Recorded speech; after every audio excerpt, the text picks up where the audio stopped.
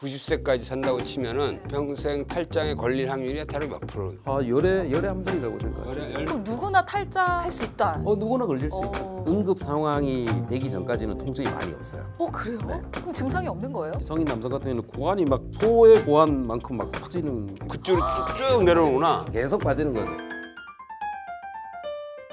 임철중의 이름은 낳는다. 오늘의 주제는 탈장입니다. 탈장 사실 많이 들어보긴 했는데 어떤 질환인지 오늘 자세히 좀 파헤쳐 보도록 하겠습니다. 탈장에 대해서 탈탈 털어서 말씀해 주실 탈장 수술 권위자 이성열 담소의병원 원장님 모셨습니다. 반갑습니다. 안녕하세요. 외과 전문의 이성열입니다. 지금까지 탈장 환자 수술을 몇 건 했어요? 2만 건.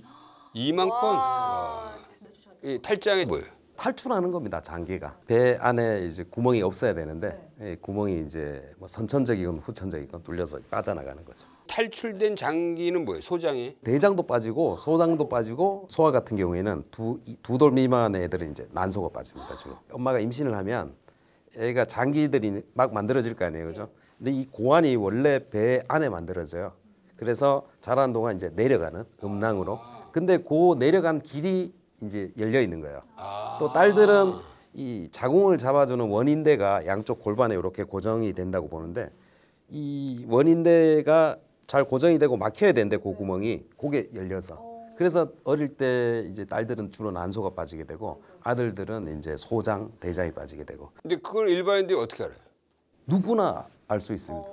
막 튀어나온 게 엄청 심하게 튀어나와 있었어요. 우리 아랫배 쪽에가 튀어나옵니다. 여기 약간 서해부라고? 예, Y존. Y존 쪽에서 볼록한 게 보이는 거예요? 그렇죠. 눈에 반드시 띄게 돼 있죠. 가장 흔한 상황은 뭐예요? 올 때 갑자기 이제 사타구니 쪽이 튀어나와서 그게 튀어나온 게 한두 시간 넘어가면 다시 환원이 되지 않거든요. 그때는 이제 응급 수술을 해야 될 수도 있어서. 그럼 구멍을 통해서 빠져나온다고 하셨으니까 구멍의 크기가 꽤 크겠네요. 한 1에서 2cm 정도 되는데 사실 그 구멍이 꼭 크다고 응급이 걸리는 건 아니고요. 작은 구멍으로 빠졌을 때 다시 복원이 더 되기 힘든 그런 측면도 있겠죠, 그렇죠? 네. 근데 어쨌든 빠진 장기가 다시 제자리로 돌아가지 않으면 굉장히 좀 문제가 될 것 같거든요. 어찌 됐건 우리 장기는 피가 가야 이제 사는 장기거든요. 근데 이게 장기가 빠져서 이제 감돈이라고 하는 목이 쫄리면 이 내려가는 피가 동맥혈이 막히게 되면 이제 썩어버리는 거죠. 동맥피는 들어가고 정맥피는 못 나오니까 약간 푸르스름해질 수도 있겠네. 그렇게 보입니다. 근데 일단 장기가 나왔다고 하면 통증이 상당할 것 같거든요. 응급 상황이 되기 전까지는 통증이 많이 없어요. 그래요? 네. 그럼 증상이 없는 거예요? 그러니까 심근경색도 혈관이 완전히 막혔을 때 이게 가슴 아프게 오죠, 그죠? 장기가 빠졌는데 혈관이 완전히 막히기 전에는 통증이나 잘 없죠. 다시 들락날락 거린다는 얘기네. 그러면 부모들이 와서 우리 애가 여기에 뭐가 이렇게 나왔다가 다시 또 들어갔다가 해요. 막 이렇게 얘기하겠네. 네네네. 부모님 말씀을 들어보면 거의 뭐 진단이 거의 100%. 엄마 입장에서는 상당히 중증인 거예요. 얼마나 또 마음 아프고 또 놀랬겠어요. 몇 살 때 그래요, 주로? 신생아 때부터 10살까지 주로 생기는. 근데 10살이 되면 또 근육이 좀 튼튼해진단 말이죠. 그래서 거의 덜 생기게 되고요. 태어날 때부터 노무 신생아들은 이제 대학병원에서 이제 신생아 중환자실이 있어야 되니까 거기서 수술을 하고 저희 같은 외부 병원에서는 이제 생후 1개월 때부터 근데 그건 꼭 수술해야 돼요. 수술을 하지 않으면 더 위험해지니까요. 근데 그렇게 빨리 해야 돼요. 응급이 생기니까요. 만약에 생길 응급을 대비하기 위해서 1개월 때도 하는 거예요. 네네네. 전신 마취를 하는 거예요. 네. 부모들 입장에서 그거 좀 그런 부모님들이 계신데 그렇게 기다리다가 그 와중에 또 응급이 생기는 경우가 있으니까. 만약에 그렇게 되면은 뭐가 위험해지는 거죠? 감돈이 되면 탈수 증상이 나타나면서 목도 잘 못 가누고 오거든요. 그런 애들이 이제 수술하고 한 1시간 정도 되면 또 생기를 찾아요. 여기 이제 드라마틱하게 좋아지고. 개복을 하는 건가요?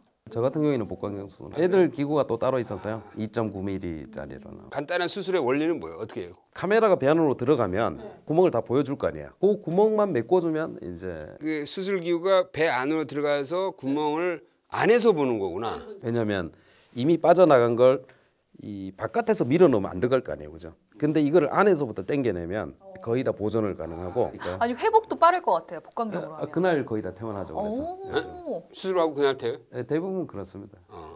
이거는 뭐 질병이니까 당연히 건강보험 적용돼요. 네, 그럼요. 네. 수술에도 근데 뭐 재발하는 경우도 있다 이런 얘기도 있던데. 예전에는 재발률이 뭐 10% 가까이. 근데 이제 점점 수술이 발전하다 보니 지금은 거의 뭐 한 1% 이하. 자, 그러면 이제 성인으로 넘어갑시다. 우리가 뭐 90세까지 산다고 치면은 평생 탈장에 걸릴 확률이 대략 몇 프로? 열에 한 분이라고 생각해요. 10명에 한 분? 네네. 나이 들면서 점점 요 빈도가 올라가는 거예요. 그렇죠. 요 네. 근육의 힘이 떨어져서. 네네네. 노화 맞습니다. 때문에. 네네. 그러면 대략 몇 살 때 와요? 30대 이후로는 좀 늘어나는데요. 뭐 70대, 80대까지 뭐 그럼 누구나 탈장을 할 수 있다. 누구나 걸릴 수 있죠. 네. 그럼 뭐 술이나 담배나 뭐 이렇게 좀 흡연이 뭐 여러 연구에서는 연관이 있다고 하는데 뭐 흡연한다고 꼭 탈장이 다 생기는 건 아니니까요. 전체적인 근육량이 떨어진 사람이 훨씬 더 탈장이 잘 생기더라 뭐 이런. 예, 뭐 어렴풋하게 결론을 내고 있는데 정확한 원인은 잘 모릅니다. 아니 전립선암 수술 받은 환자들이 탈장 위험이 높다 이런 얘기도 어떻게 있던데요. 알았어? 어디서 좀 들었어요. 시험 문제도 나오는 그래도 한 보통 5배에서 10배 정도 더 생깁니다.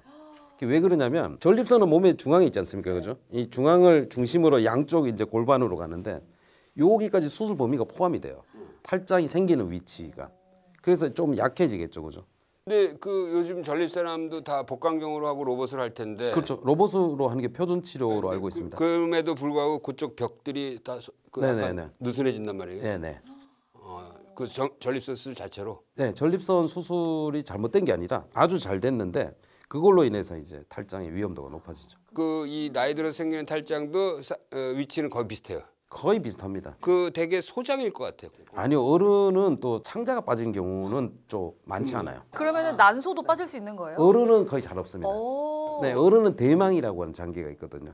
배를 이 장을 덮어주는 보자기 같은 건데 배에 이 소장과 대장을 덮고 있는 약간 기름 덩어리와 혈관 덩어리 같은 게 이렇게 있거든. 그게 보자기가 맨 위에 있으니까 배 벽에서 그놈이 이제 빠져나오는. 이게 또 문제가 이 창자가 빠지거나 하면 증상이 되게 심한데 대망이 빠지면 처음에는 뭐 좀 부었나 이 정도로 막 이게 성인 남성 같은 경우는 고환이 막 소의 고환만큼 막 커지는. 그쪽으로 쭉쭉 내려오구나. 성인 남성이 여성에 비해서 한 10배 정도 더 생깁니다. 그러니까 8대 2 정도로 남성이 훨씬 더 이제 많이 생기는 질환인데 이게 이제 고환 쪽이 커지는 문제가 생겨요. 고환까지 내려오기 때문에 이 뭐 한 2, 30년 돼서 오시는 분들이 그렇게 되거든요. 그 사이에 감돈이 안 된 거 그게 다행이네. 감돈이 돼 있는데 썩진 않은 거죠.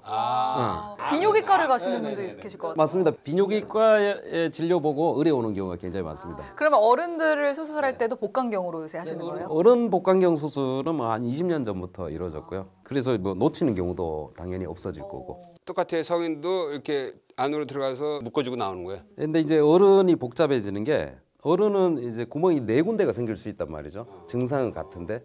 근데 97%는 이 4가지 중에서 1개 구멍이 뚫려서 와요. 3%는 2개 이상 뚫려서 오고요. 근데 치료를 할 때 그래서 1개 구멍이 뚫렸는데 요 1개만 막아주면 나중에 나머지 3군데가 다시 벌어진단 말이에요. 그래서 인공망이라는 걸 보강을 하는 겁니다.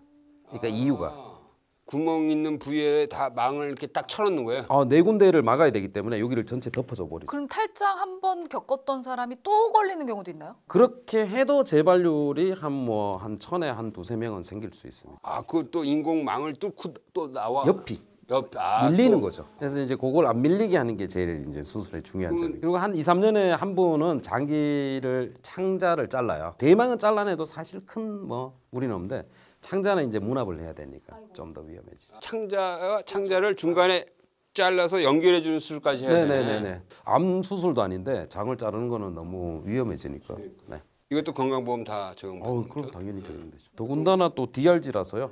수술비가 아주 정해져 있습니다. 나라에서. 그러니까 이 포괄수까지 해요. 그래서 일단 이 탈장 수술은 얼마라고 딱 정해졌어. 이거 약 1박 2일이에요? 이 성인도 대부분 당일 퇴원합니다. 그 다음 날부터 출근하시고. 그래도 뭔가 탈장을 예방할 수 있는 방법이 있다면 좀 좋을 것 같은데 없습니다. 뭐 감기 예방하는 방법 없지 않습니까? 수술 이후에 뭔가 좀 주의해야 될 점도 있나요? 그것도 없습니다. 원래 이 일상생활을 제한하지 않는다는 게 이게 가이드라인이에요. 왜 예전에 또 무거운 거 들면 안 된다 뭐 이런 썰들이 있지 않습니까? 그죠? 뭐 저는 다음 날부터 환자분이 괜찮으시면 뭐 회사 출근하라고 말씀드립니다. 그 옛날에 축구 선수 호나우두가 그 스포츠 탈장이라 가지고 그건 좀 다릅니다. 스포츠 탈장은 어디 생기는 거예요? 위치는 비슷하거든요. 근데 이제 말이 탈장이지 탈장의 어원이 원래 허니아가 이제 뭐 찢어지다 이런 의미거든요. 구멍이 난 뭐.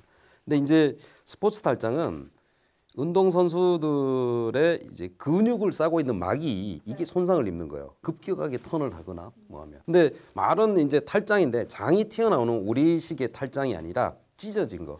그래서 보통은 재활로 치료를 하거나 또는 중증이면 이제 수술을 하기도 하죠. 근데 수술 방법이 완전히 정립돼 있잖아요. 그래서 스포츠 탈장은 바로 수술을 하기보다는 뭐 운동 선수는 이제 직업이 그거면 어쩔 수 없지만 일반인들은 보통은 쉬게 하고 재활 치료하는.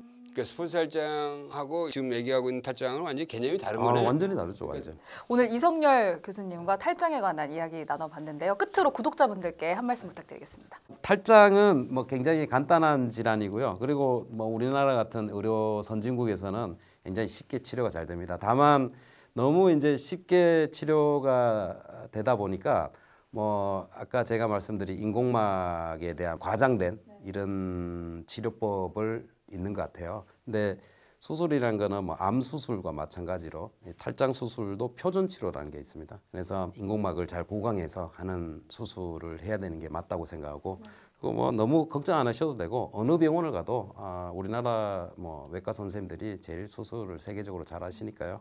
이렇게 걱정 안 하시고 잘 치료받으시면 됩니다. 이 초고령 사회에서 굉장히 늘어나고 있는 질병 탈장인데 또 치료법도 아주 잘 발달돼 있다고 하니까 다행이라는 생각이 들어요. 안심하셔도 될 것 같습니다. 너무 고민하지 말고 고민하지 말고 탈장 수술을 정확하게 빨리 잘 받으시면 되겠다는 생각이 드네요. 이러면 안 된다. 저희는 다음 이 시간에 또 찾아오도록 하겠습니다. 고맙습니다. 자, 감사합니다. 감사합니다.